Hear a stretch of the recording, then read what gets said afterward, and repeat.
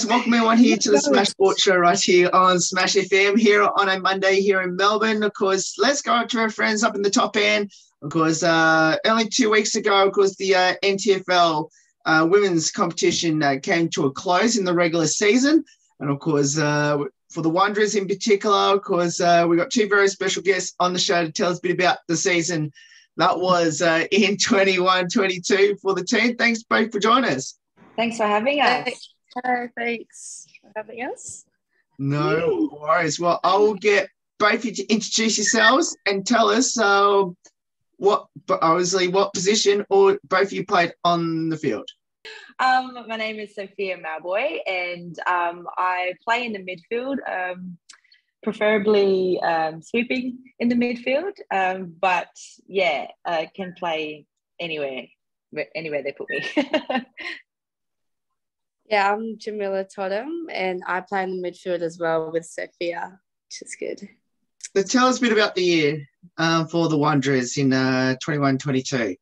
I guess it's been a tricky one, I guess, because of, COVID impact and things like that. And it definitely hasn't been easy on Wanderers or NTFL in particular. But, it was really hard for us to gel throughout the season because there was so many players in and out. However, in our last game, we had a really good finish to the season. We all showed up, we all came, and I guess it just showed the spirit of our club and, the gel that we did have, which was really nice to see. But yeah, it was tricky, but I think we navigated pretty well, better than some. Yeah, I agree with Sophia. It was hard having players out due to COVID, and some of our Div 2 players stepped up, which was good to have. Yeah, they really shone throughout the season, which was really nice. Yeah. So what can you take out of a really tough year? Not just for yourselves, but obviously for the whole competition with, you're playing, then you weren't playing, then you were playing, then you sort of weren't playing again due to the lockout. You can learn from the season to go into the 22-23 season, which hopefully is a normal season. I think what we can take into the new season next year is that we've got now contingency plans around, what will happen if something like this happens again. We've got a plan, and we've got the experience as well and the agility to be able to, switch it up where we train, what our training does look like with smaller numbers and things like that. So I think we take with us that our agile style that we've adapted, I guess, throughout the season. And Yeah, I think we'll take on some resilience with us as well. Yeah. Tell us a bit about your amazing coaches that obviously had to navigate through all this. Yeah, it's definitely a tough one. But yeah, it's definitely a struggle trying to find the numbers. But I think he definitely handled it very well and was able to fill in those places with some talented under-18s players. He was able to get those girls on board and build their confidence in their game, which was good to have. And yeah. Yeah, I think Dave has a really great tool bag of skills and experiences where he can make, moves that have impacted us very heavily. And, throughout the season, you saw him very calm and collected, which was nice for the environment we were in. It's very up and down, but throughout the season, he remained really calm, which was nice for us girls. Obviously, we had our days, where it was just too stressful and we needed to air it out. But I think with a lot of confidence and I guess in him, that I could say that he did really well. And I guess in turn, it kind of kept us together right towards the end. He did the best I think he could as a coach in his capacity. Jamila, I need to ask you this question then, obviously. That obviously the coach of the team is your dad. Am I correct? Yeah. So do you talk a lot about footy, like even once training or games are finished, and trying to figure out plans to sort of beat your opponents? Sometimes we do. I like to keep footy like at trainings. I don't like to take it home with me sometimes. But if I'm watching other football games with him, he'll talk me through some stuff about what should and shouldn't be doing. And we do have conversations about where he thinks I should be playing and where I think I should be playing. But we don't always take footy talk at home. We try and leave it at footy. For both of you, how special is it to be captain and vice captain together? I thought it was a really great mix, you know, playing for a while now and kind of feel like the older sister or that motherly figure within the group. And it was just a really nice change to have DJ, you know, under the wing or just beside me with a different outlook and different perspective and style of play as well, which I thought was just really nice. It kind of was a little bit of a safety net, you know, I could kind of turn to her and go, you know, what do you think? You know, do you want to do that kind of stuff? So I thoroughly enjoyed it. Yeah. Yeah, it's great to have Soph doing this with me because she's a great role model and a great leader. And I've definitely learned a lot from having her there. And it's great to have her to show me the ropes and what a great leader looks like. Oh, thanks. Were either of you surprised that you got captain or vice captain? Like looking at both your resumes in football, I'm not surprised that both of you got it, but did either of you surprised that you got it at the start of the season? I was, actually. Yeah. Yeah, I was a bit surprised too, just because I am his daughter. I didn't know if he would put me in as captain. I'm happy that I got it because I got to learn a lot. And yeah. I guess, you know, being well seasoned and sort of on the road to retirement and kind of looking elsewhere, it kind of took me a bit by surprise, you know, but I think he had that confidence in me to, I guess, play this role and share that experience with the younger girls, which I wasn't so surprised about. But yeah, just fitness wise, I was surprised, but I guess leadership wise and the experience that I brought, not so much. So yeah, it was wonderful to be able to lead the girls out this season. How did both of you get involved in footy and why did you choose it? I was playing soccer originally. That's my main sport, and a few girls were humbugging us to come down and kind of. It was Bo Delacruz actually at the time, and she was like, you know, get down there, you got to get down there, otherwise, you know, I'm going to come and find you, and you know, just it was really playful, you know, like just haggling us to get down, and we just ended up going, all right, we'll go for a run, and it was almost 7 years ago now. Just kind of went, yeah, love it, and just didn't, you know, kept coming back for more. So yeah, I guess just friends brought me down there and give it a good crack, and here we are. Well, family kind of brought me to football, having dad as a coach. He was coaching, I think, a team under 14s that trained at the same oval. And I always came with him and I was complaining that I'm bored. And he said, well, you can train with us then. So then I just joined into training and ended up playing at a young age, which is good, because I've got some experience, even though I'm still young. But yeah, that's how I got into it. And I'll probably have to go back on what I said about what Bo Delacruz told me, because she'll probably read this somewhere and be like, I didn't say that. It was more along the lines of, come down, have a run. It'll be really fun and you'll have a blast. So that was it in a nutshell. Now, DJ, I need to start with you first. Now, I believe you trained with the Gold Coast Suns in the AFLW and also in the academy. How special was that for you last year?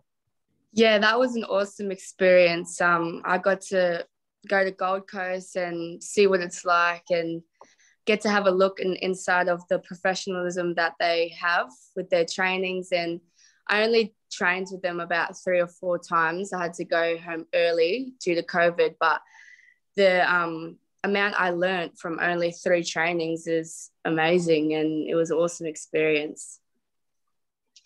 Now, of course, all that was part of the NT Thunder Academy as well. So how special was to be part of that? Yeah, that's a great experience to have as well, because I get to connect more with the players from the NTFL.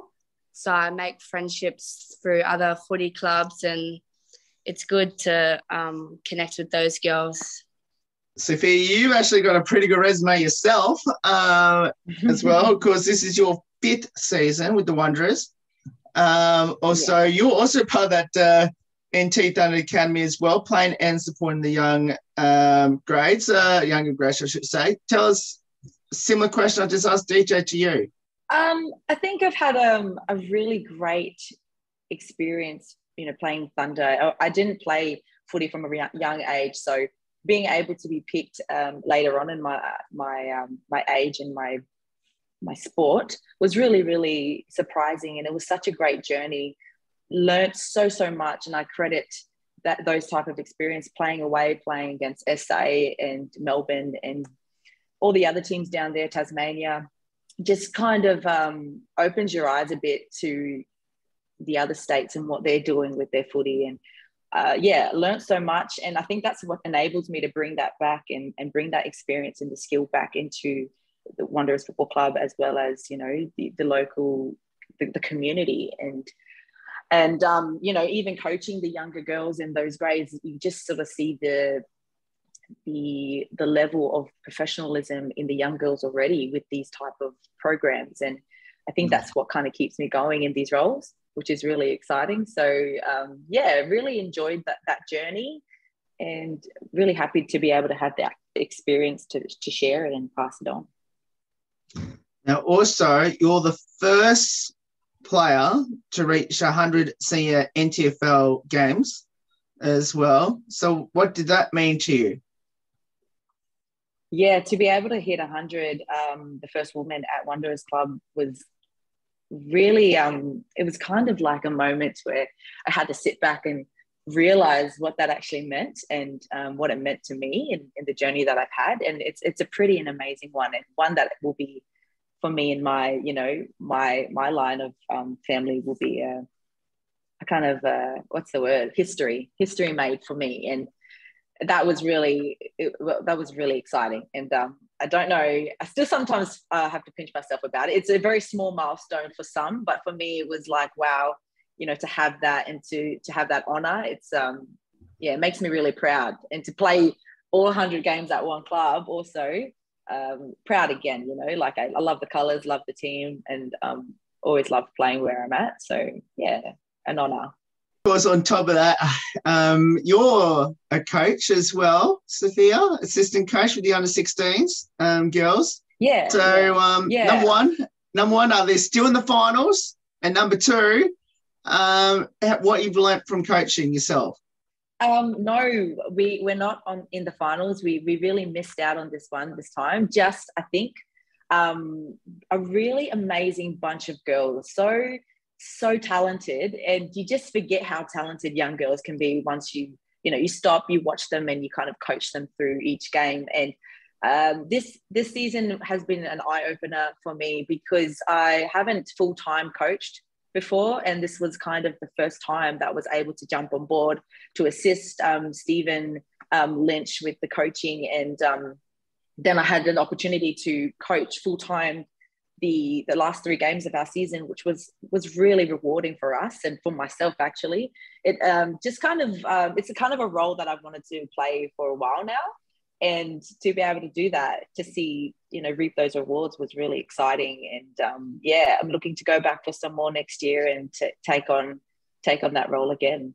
What does the sport of football mean to you, and especially being part of Wanderers? It means a lot to me, just because Wanderers is a family club, so it definitely means a lot playing for them and getting out there, and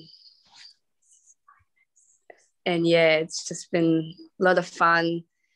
Have made friendships that will last a long time, and Yeah, I think it was my first. Wanderers is my first footy club that I've ever played at, and to be able to come this far in the journey and to sort of see the change and how much of a roller coaster it's been, to see it from the start all the way to where we're at now, and that's very exciting. And I think it means to me that I can be a part of that journey.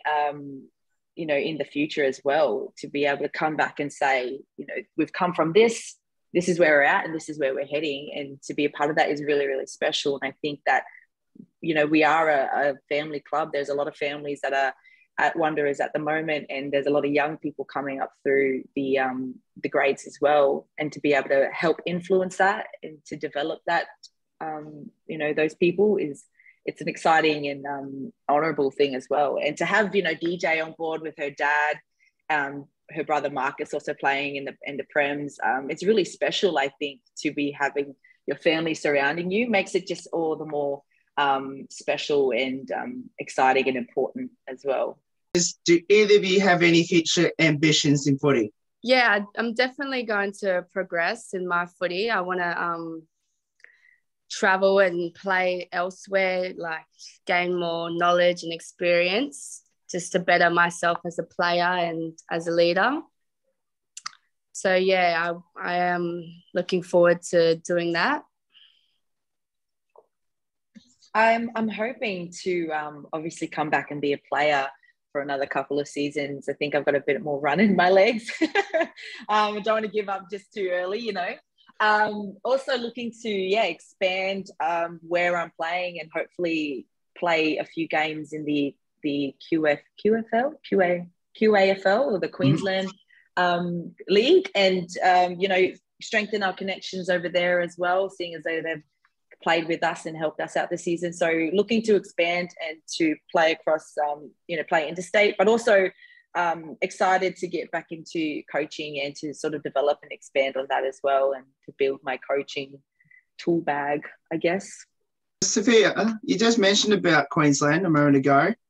Are you planning to go in any club at all in the off season?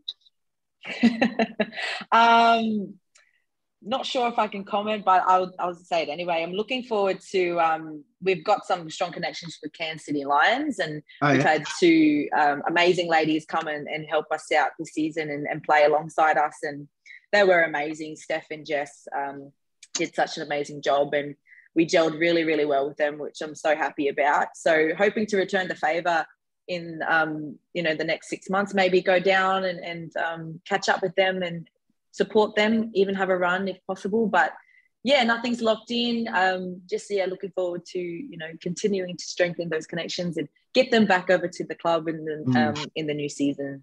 Yeah. So let's finish up with a couple of lighthearted questions about your teammates. Firstly, who had the most embarrassing moment on the field this season, and what was it? Who's forgotten their bag? Who's fallen over? I want to say Olympia Mullany. She's so funny. She's such a great girl. And I just, not that there is anything that stands out, but there are a few times she made me laugh.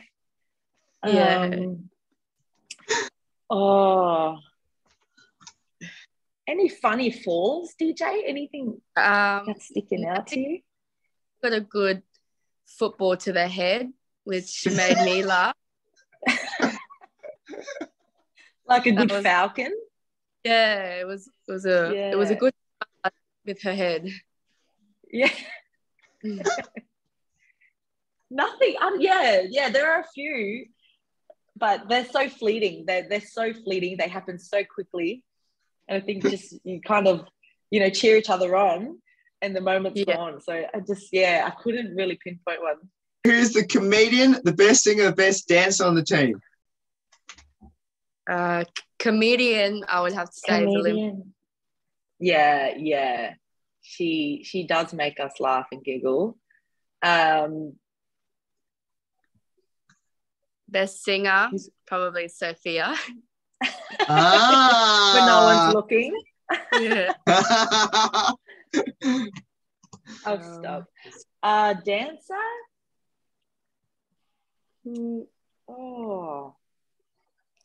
I can claim best answer. Yeah, let's go with DJ as our best answer.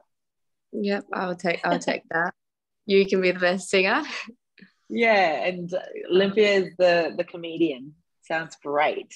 Yeah. Sophia, I was actually waiting for this answer. Wondering this. So, Sophia, do you have any, relations who are currently singers at the moment? Maybe. No, I do. So, yeah. I do. Yeah, I'm the younger sister of Jess. She's my older sister. She's fantastic, and she does take after me in a lot of things. Especially my toughness and my fierceness. And no, yeah, I get that question a lot. And a lot of people are like, does it bother you? No, it doesn't. It's almost like saying, is Marcus your brother, DJ? And you're like, yeah, he is. So yeah. Is there another relation that went on, was it The Voice recently, but also playing for a rival club at the moment? Yes, how could she? How dare she? Yeah, my lovely niece, Soraya, so our older sister Jenny's daughter, she loves to sing. She took a leap of faith and surprised the hell out of my sister, and she had such a blast. But also, I did tell her when she started playing footy that that she'd have a grand old time at Wanderers, but she got sucked into the friends. It's always the friends, it's always the influence. But who knows? She's very young, very malleable, and the future is bright for her at Wanderers. Yeah. Yes, I love that. Ellie, the reason why I asked that because I actually interviewed Soraya about 2 months ago. So, do either of you have a pre-game superstition or ritual? I don't eat. If it's like a game, because we usually have games around 10 o'clock or 11:30 or 12 o'clock, and I tend not to try to eat because it just kind of distracts me. It'll make me feel uneasy, and I'll have the urge to feel too full and heavy. So I won't eat. If it's obviously later, I'll have a meal. I do eat, guys, obviously. So that's probably one. I have to have everything prepared really neatly the night before, and no food. Yeah, I'm the same with prepping. I have to have specific tights to go under my shorts, and I have to have a specific sports bra that I'm wearing. Otherwise, it will throw me off. Yeah. Specific song. The rituals, they're everything, aren't they? Like with every football player, every sport player, there has to be one to just get you in that zone, isn't it? I same dinner before the games as well. I have to have the exact same dinner. Oh yeah. It's a pasta dinner. It can't be any other type of meal. It has to be a pasta. Yeah, definitely. We'll finish with these last three, which is who has the best nickname in the team? It's got to be DJ. DJ and Olympia, they have the best one. I'll let you take this one, DJ. Sissy? Yeah. Sissy is the nickname that we give our team. So if you do anything good, you're Sissy Beignet. And that's just a name we made up. And it means you're a sister girl. I love it. Just for the correct spelling, I've just chatted it to you.